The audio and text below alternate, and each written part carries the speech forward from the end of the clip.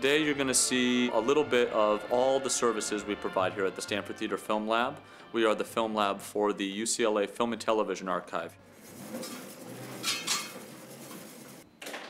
So there'll be like chunks of perforations missing sometimes, or sometimes they'll just be broken out to the edge, so we have to repair it with tape. Okay. So that it'll be able to run over the printer without any problems. I mean, you worked on this project, right? Yes. What was the most difficult part of the project?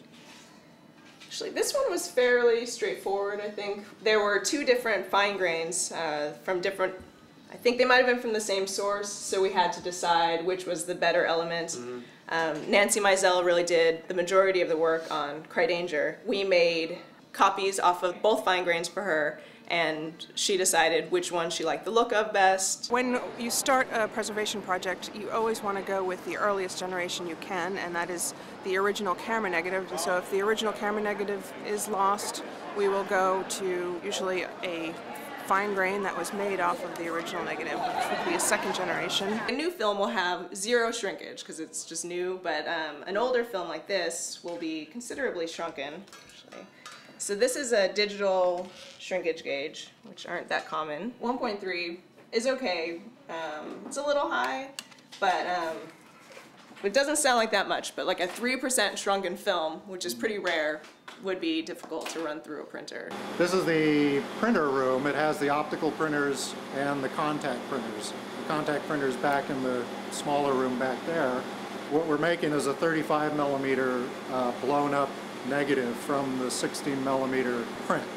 That's the only element that exists on this title, a 16 millimeter silent print. So we're making a duplicate negative that can then generate new prints. And one of the jobs of the preservationists is to, in some cases, recreate an entire film out of different sources. I shoot those elements, in some cases, with different exposures and different contrasts in the negative so that they match each other.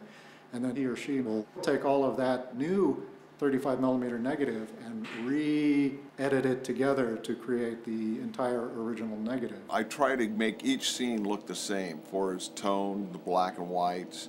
And it's kind of difficult on these older ones because you have so many different elements that we're involved with to create the final outcome of the thing.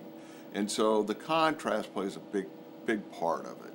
And also, if it's shot overexposed or underexposed, and it doesn't matter if it's in a print, fine grain, or what, you still have the same problems. And so in the film world, it's pretty hard to control that. In the digital world, it's easy because digital lies, film doesn't.